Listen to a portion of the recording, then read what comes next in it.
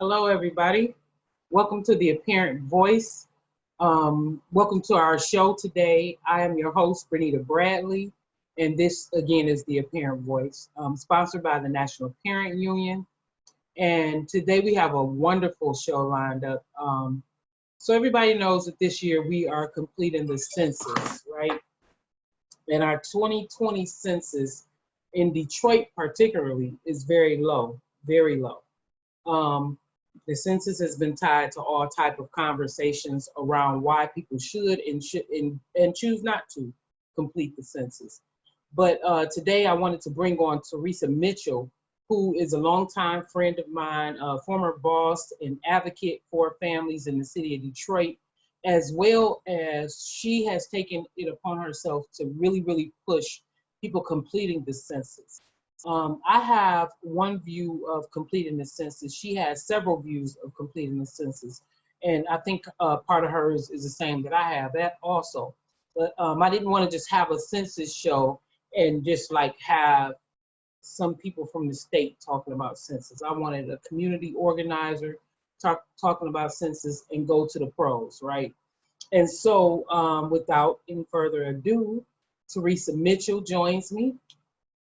And I'm going to share a little bit of information with people today, some of my personal information about how I started tracking the census and how the census looks for families when, 40 years from now, if they're looking for their family, right? So, hey, Teresa, how are you today? Hi, Bernita. Thank you so much for having me. Baseball caps and pearls. There you go, right there. Love it. I love it. Anybody that knows Teresa, I always point this out to people. I have to always point it out. I probably will always be pointing it out. But Teresa is one of the most coordinated people I know. If you notice, she has the hat to match the shirt. She has the pearls on. She's going to have on pearls and sneakers and a jogging suit. And she's like fabulously, just beautiful, just beautiful. I love it. I love you, Teresa. Thank you. And her kids match her. So I guarantee you, if her kids are in that room, they have on something similar to what she has on. Both of her children match her all the time. So thank you, welcome. Thank you for joining me. Absolutely. So tell us a little about yourself, Teresa. So I am a mom, of course, first of two, a 4-year-old and a 6-year-old, Ethan and Eva. Been in the city of Detroit all of my life. I am the second oldest of 7. And so I went to Detroit Public Schools early in my education, graduated from East Catholic, went to Madonna University, got my master's from the University of Phoenix. I have worked for Girl Scouts of Southeastern Michigan, Detroit Parent Network, and since I have started my own organization, Golden Girls Mentoring. And so can you say that again? What is the name of it? Golden Girls Mentoring. And so we offer programming for girls ages 5 to 99. And so we have our 5 to 10-year-olds, which are our Golden Nuggets. We provide activities and support to them. 11 through 19 are Golden Girls, where we provide mentoring and support for them. 20 and over, Golden Socialites, creating networking opportunities as well as mentoring, because even though I am a mentor, I still need to be mentored at times too. And so making sure that that opportunity is available for other young women. And then we have our Golden Mamas, supporting mothers of all ages. We provide anything from diapers and wipes to formula and resources, connecting moms to those things if they need them, as well as a mommy support group, because parenting did not come with a manual. And if somebody gave you tips, I promise you they didn't work on your kids. And so, but because of that, it was so important for me to start an organization for girls and women, just to create a stronger sisterhood, teaching girls and women to always be their best self.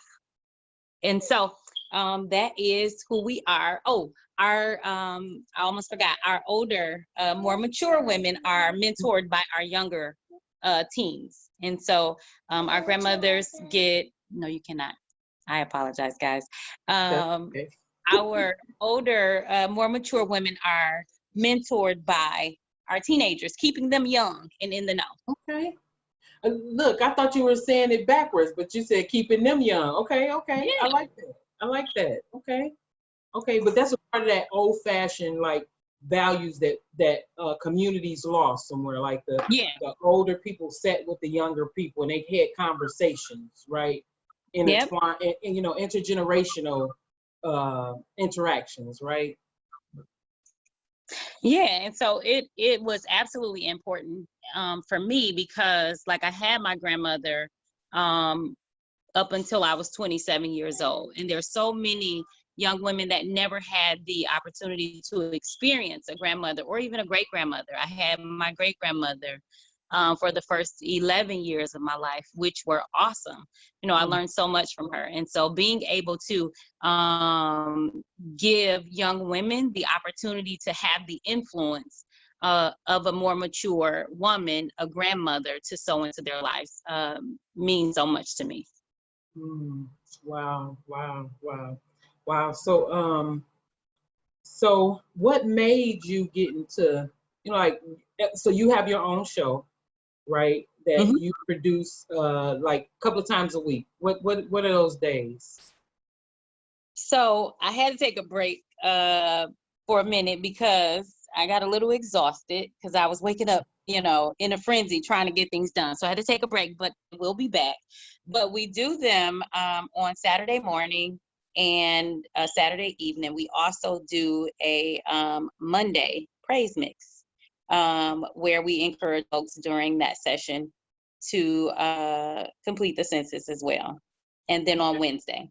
So Monday, Wednesday, Saturday.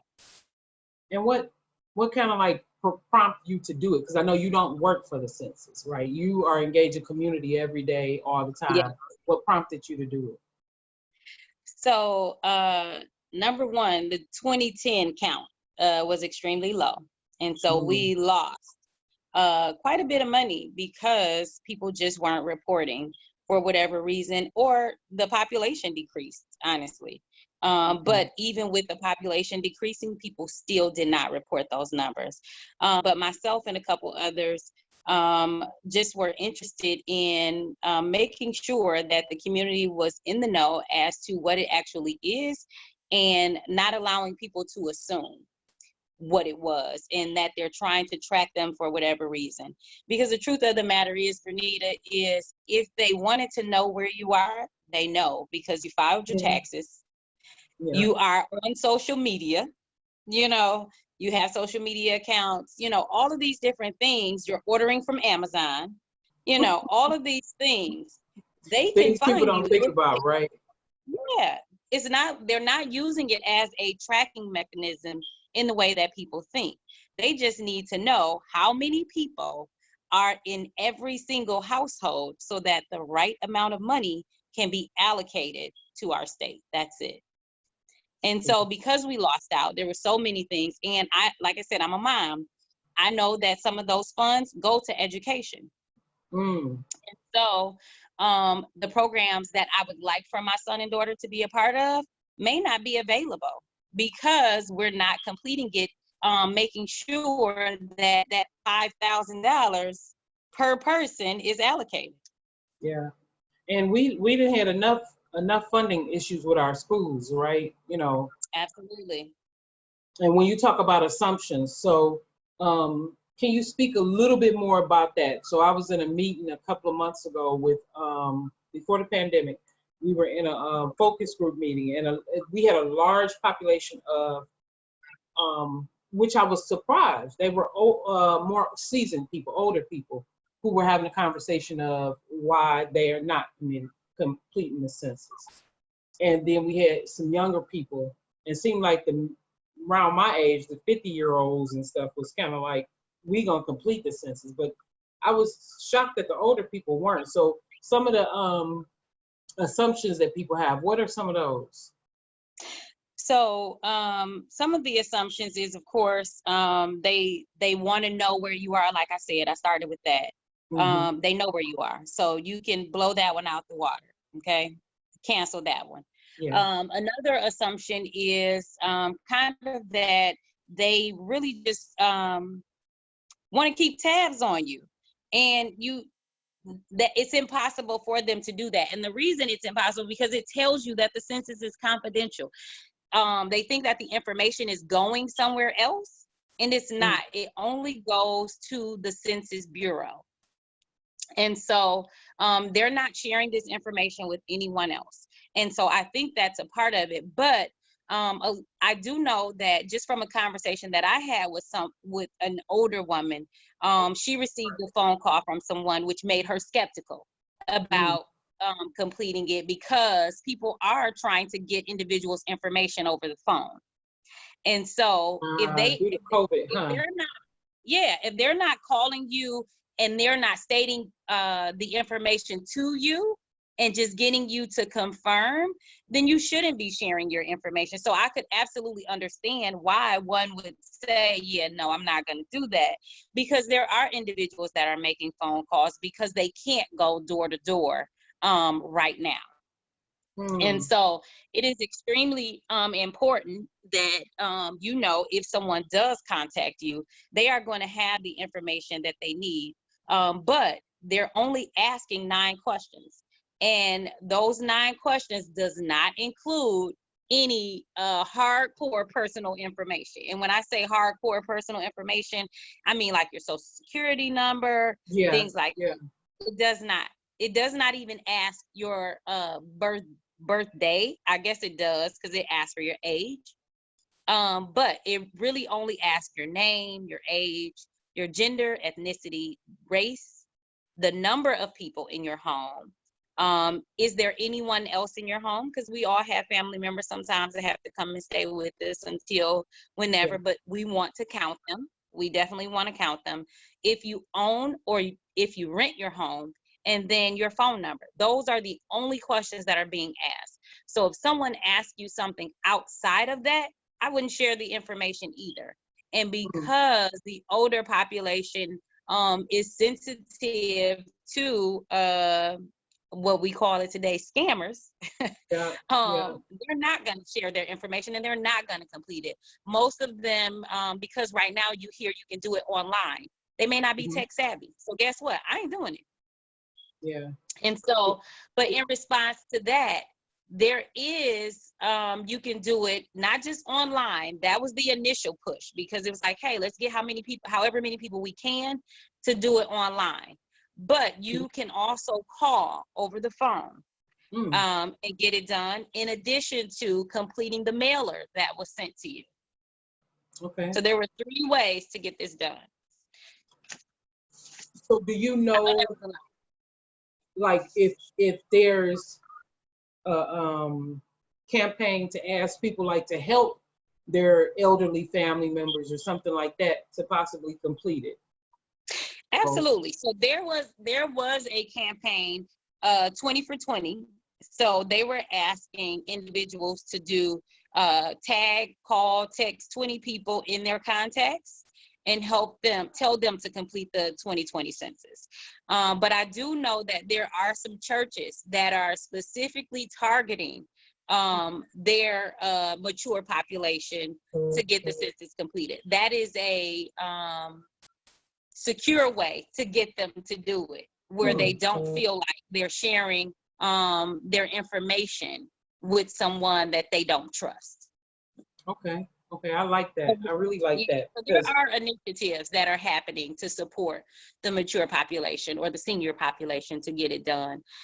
Probably not as many as we'd like, but there are around 200 or so churches that are reaching out to their membership. Wow, wow. And why do you think the churches are participating? What do you think? You know, because they're not benefiting from it. What do you think why do you think they're doing it? So the truth of the matter is they are benefiting from it. we all benefit from the completion of the 2020 census. And Okay. so it is absolutely important that we make sure that every individual throughout the state of Michigan is counted. Of course, I'm going to be honest. I'm advocating for Detroit a little harder than I am the Yeah. other places, because that's Yeah. where I am. Me But too. it is important that across the state, that every region has support from the local churches, because the truth of the matter is there is funding that goes back to support the churches. There are 316 federal programs that are supported by the census information. And so people don't know that. You just think that because we say education, the roads, Lights, the city senior lights, programs, things like right, that. Yeah. senior programs, and Medicaid, Medicare, you think it stops there, but it absolutely does not. There are 316 programs. So CDBG funding, and so the block grant funding is funded through that. And so churches apply for block grants. Community organizations apply for block grants. And so this is beneficial to the churches because people have to drive those roads to get to the churches, and the truth of the matter, if it's raggedy, guess what? If I don't feel like going and I know I got a rocky way to go, I ain't going to church. You're not gonna go to church because your car gonna be like that. Okay, be honest. Don't nobody want to do all the repairs to their cars. Especially not in Detroit. We got potholes that people can live in. You hear me? We got potholes that you could go swimming in. I swear, a whole car fit in. But, so let's go back a little bit. So I was thinking, when I was thinking about the churches, I actually didn't expect that comment. I expected like maybe something like because black churches know about the history of how families were lost over census because they did not complete it and things like that. But you just like opened up a total different door. So when they go to their church, is the church, well, people aren't having church. So how are the churches doing it? Are they calling their parishioners? So that's a great question, because they are doing phone calls to their parishioners, but they are also on their live streams. And so, everything went virtual. And so did church. And so on their live streams, they are making sure that they make announcements to everybody to go ahead and complete the census. They've done PSAs and everything to share to make sure that individuals know the importance of completing the 2020 census. Okay. And so in addition to that, you've probably seen me in your virtual church commenting, saying completed, because I think I've probably visited 200 or more churches over the course of the pandemic, making sure that folks are aware, because things get covered up or jaded because something else is going on, and we don't want to lose out for something that is so important, because the funding, like we were in a frenzy when this first started, when the pandemic first began, because there weren't enough tests. If there was more money, then we could have gotten that. And so those funds from the census would have helped. And if more people were recorded, right? Yeah. So if it shows that there's only 1,000 people in the city, absolutely, then that's what we're sending actually for. 3,000. We're sending for 1,000, not 3,000. Yeah. Absolutely. Wow. And so that is extremely important. But you mentioned about the history of it and how some families went lost. And so it made me think about the population that people speak about as the hard to reach population. And so that is the 18 to 45 mark. That's where the numbers are the lowest right now, 18 to 45.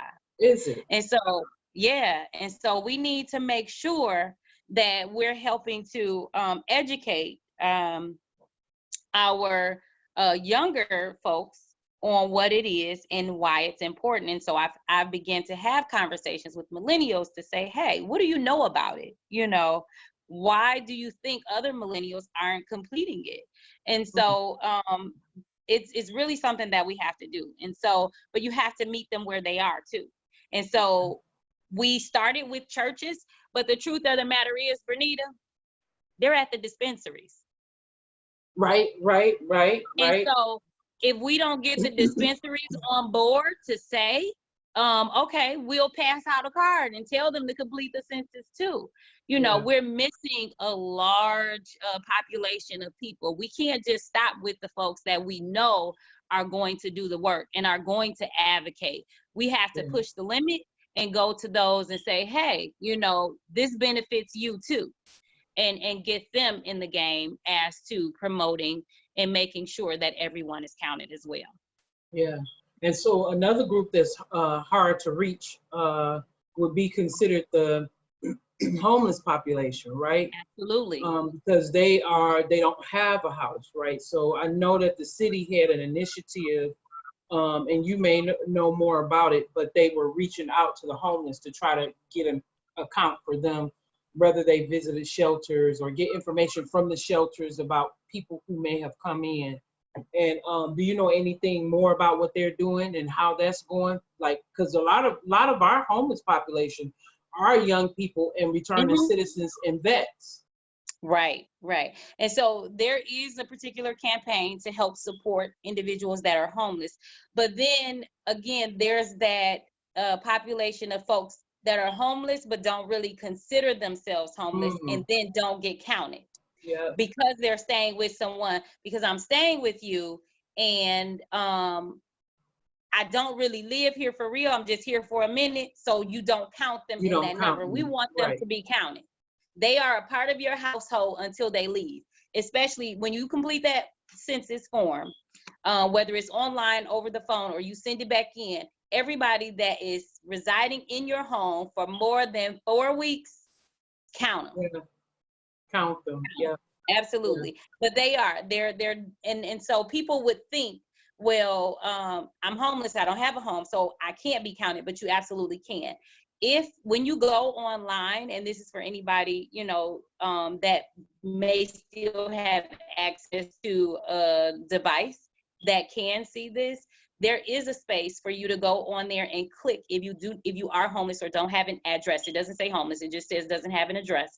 You can click that and still complete the census. Wow. So we are not leaving anyone out. Everyone needs to be counted. Yeah. So that leads me to this part. So I have a little bit of a different take, and it leans more towards our missing ancestors that weren't counted during the census. And so let me go to screen share and show people kind of what I'm talking about. So hopefully people can see this, but can you see, Teresa? I can see it. Okay, cool. So this right here is my Ancestry account. It don't show my personal information, so can't nobody steal it. But this person that you see on this Ancestry account is my grandmother. Her name was Ollie Mae Williams. My grandmother, their family was estranged for all different type of reasons. I won't go into that reason, right? But my mother and them knew nothing about her except for that she came from Mobile, Alabama. They did not know her mother's name, father's name. They didn't know like addresses or anything about her. And before my mother died, I decided like I really want to give my mother some of her history because she always wanted to know. So what we ended up doing, I went down to the city of Detroit. The main library here in Detroit has a genealogical center where you can go and actually search for information here in your city. But I had kind of ran into a roadblock, and they actually have a free Ancestry account. So you can find some of this information on their free account, but you have to go there. But right now the library is closed, right? But so when you look at the census, my mother and her siblings became foster kids because their mom died when she was 13. And so that erased a lot of their past. Like they had no history. except for a couple of people in the community who knew them and like knew a couple of things, but they knew nothing. And so on my Ancestry account, if I click here where you see these little boxes down here and click on one of these, it's going to pop up. This is an old census. And this is where we ended up finding my grandmother. And so mind you, when I first started searching for my grandmother, we knew nothing. But it took me to find out Mobile, Alabama, her birth date, and a couple other small things that we end up finding out about her. And I'm gonna blow this up. I think I'm gonna blow it up to make it larger. Hold on, let me move this over. Okay, so as you can see, I'm trying to do this. So we were able to find her mother and her father. Found her based on her birth year and where she was born at. She was the only Allie Mae born in Mobile under Ward 7 and in a place called Red Store, Alabama. But on this census, it goes on to tell you a whole lot about them. Where her parents were born. It tells that her father was born in Georgia, and basically he had ended up moving to Mobile. It tells their area of work, what they worked in. He was a laborer. She was her mother was a launderer, worked in the laundry, and then they had two boarders living there. One was a gardener and one was a cook, or three. So it was weird because looking through it, I still was like, okay, this is not enough. But then if I go back to that same area, from this information, I was able to track and find, this census. And this was the 1940 census, where it showed Allie Mae moved to Montgomery, Alabama, forgive me.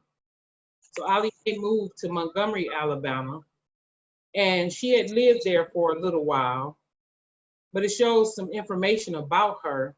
Let me see if I can blow this one up too, because I forgot I'm looking at it, but everybody else needs to look at it. But it shows a whole lot about her. It shows that she was a servant. It kind of has birth information on here. And this was in the 1940s. So when you think about census all the way back, so let me go back to where Allie Mae is. And this is why I think it's real important for people to do the census. Because if I go to Allie Mae's life story, or matter of fact, I'll go to find her in my tree. From that one census, and end up combination of doing my DNA, right? But DNA don't just bring out the census. You still have to kind of have some type of track. But just from doing that one census, we started being able to track Allie Mae. And we ended up finding her mother and father, which is George and Elizabeth. We ended up finding their parents, her parents. And as I open up, it extends. Some of the areas I'm stuck like on the 1840s. But then here for Thomas, I can go back, for Thomas Williams, I can go back now in my lineage all the way back to the late 1600s. Because of census, finding stuff on the census. Now where you see a lot of these gaps are, I hope people can see this, where you see a lot of these gaps where you don't see family members at, for instance, where it says add a father or a mother, I hope this one has one of the censuses like this. Let me see. A lot of the older census past the 1870, they literally wrote down slaves as opposed to writing actual names, which is why I think it's so important that we keep track of our own history. Because in keeping track of our own history, I don't think this one has it. But with us keeping track of our own census, and it'll tell you, it has, where's Thomas? Go down, go down, go down. So I was able to go from there and find out who his parents were and kind of where they come from. But the further back it goes, it don't have as much information. Like it don't tell what they did. It just has like little slash marks, whether they own property, whether they were denied voting. I was shocked to see that. But it does tell, it doesn't have necessarily addresses. The other one had addresses. So I could go back. So quiet as kept, I've had the opportunity to go to Mobile, Alabama. I've had the opportunity to travel to, I'm gonna stop screen sharing for now. I was hoping I would be able to find one of them. They're on there somewhere. I should have set it up. But there are some censuses where you see literally, it says the slave owner's name, and some of the slave owners were listed as Black, and that was because Black people, after a certain amount of years, were able to buy their own family back. And so it'll show like boy of color, you know, how many boys of color around this age live in the house. And that was where like some of our history was lost. And so I really want people to really, really think about like finding their history and learning the fact that, so the census will not come out for how many years? 70 years? Like it won't be. So every 10 years. Oh no, I mean where people can actually look at it to explore or do research on it. So I'm going to be honest and say I'm not sure. I am not sure. So I think it's 40 or 70 years. Don't quote me on it. Please don't. So it's either 40 or 70 years. So for people who are concerned about like the government coming back, they don't have to worry about that, because 40 years from now or 70 years from now, in the future, your seed is going to want to look and say, Teresa Mitchell lived at such and such address, and this is my great aunt, right? This is my such and such. Now, hopefully we won't have no more disappearing of families, but if people do not track that, right, it's a possibility somebody just disappears. And I feel like we're doing the same damage that slave owners did to us back in the day when they refused to count us. Like if you look at white people's census tracts, they can go back for 200, 300, 400 years. Like they know who their people are. But most census, most family trees look like mine that has all these blanks in it. And I'm thankful that through the census I was able to find stuff, right, and keep tracking back. But just want people to understand that when we don't track that, we're doing ourselves a disservice. Yeah. And I mean, so I was able to give my mother, through the census, other stuff come up also. So when you track the census, you can look at the land, you can look up land property, and you might find out what school the person went to. You might find out, we just recently found out, and I had a young lady named Beth Hawkins help me literally this morning track some information that I've been looking for. One of our family members in North Carolina started a first Black school called Weathers Grove Elementary School in North Carolina. And like, who would have known that unless I was able to track back and find some of that stuff? But people are looking at it as just current money. And I really don't want people to just see it from that mindset, because I think it's turning a lot of people off. Because historically, Black people feel like we have never benefited from all this kind of stuff. But at the same time, I'm just trying to throw another perspective out.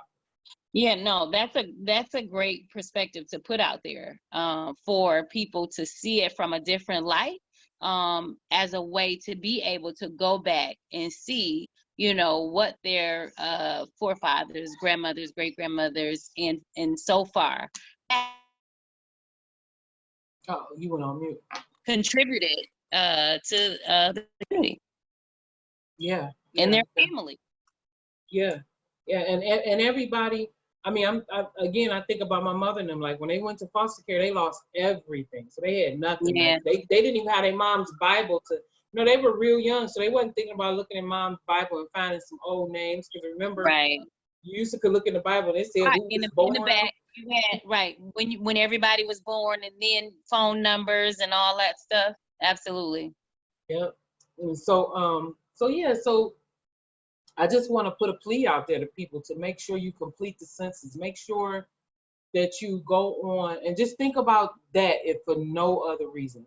You don't have to worry about somebody knowing where you are, because like Teresa said, they know where you at. Right, they know do. where you at. They do. They can track you down, all they have phone, to, everything. they can ping your phone and find out where you are.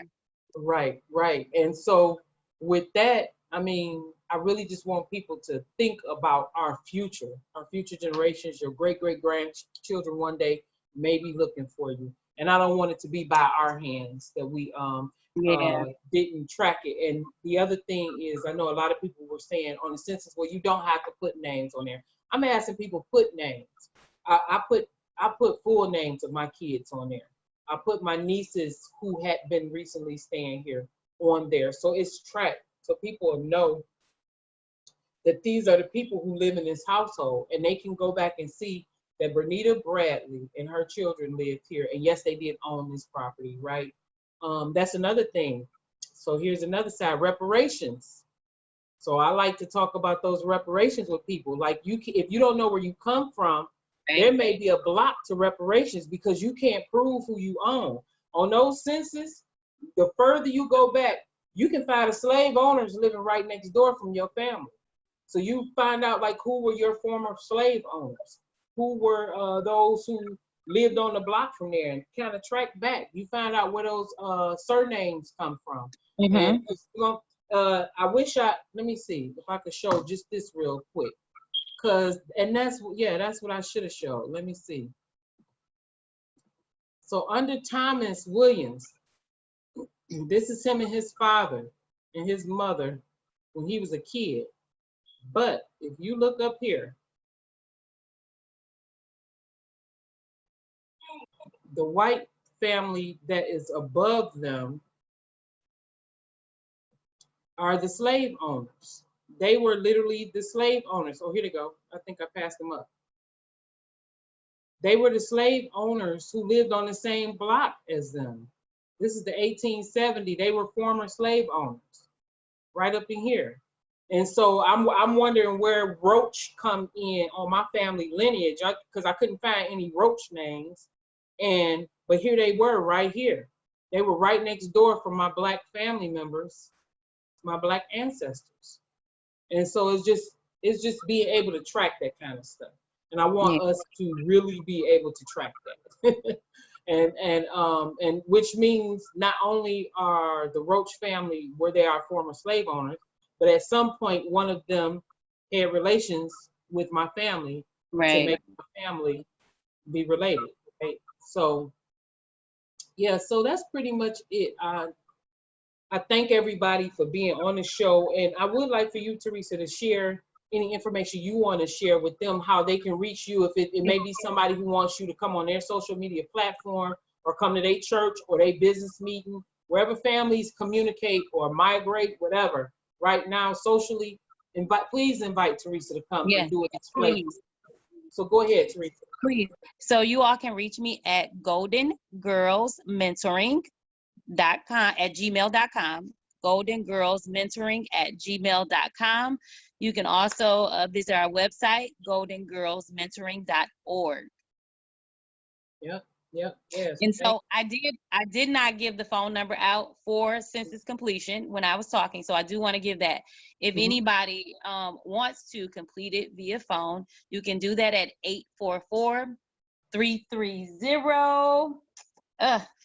And at the last second, I can't remember the number. That's horrible. That's okay. 2020.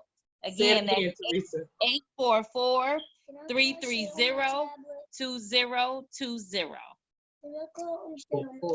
Cool. Thank you. Okay. Show that baby. I hear her right there. I know. She's trying to call. She's trying to call someone. She got on her. Hey, cutie. Hey, cutie. This is actually Teresa's boss, y'all. That's her boss. She is the Golden Girl mentor.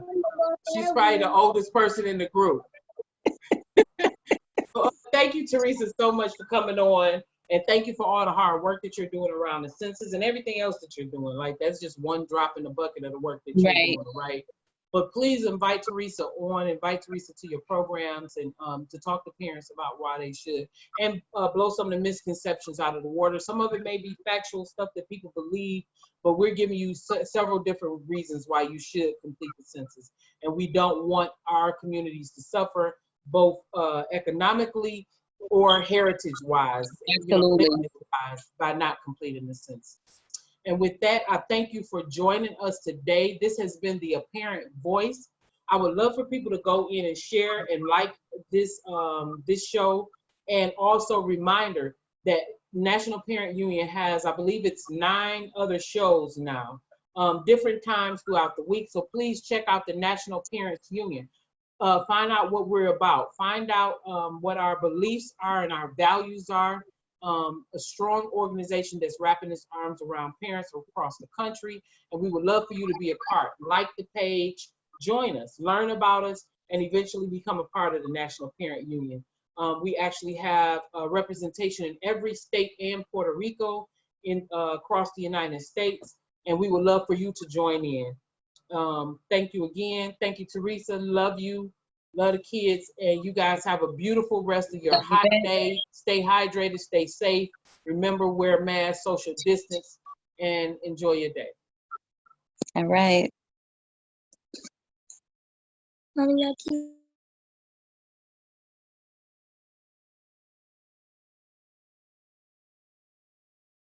There we go. We off. Thank you, Teresa, so You're much. So much. welcome. Yes, You're welcome.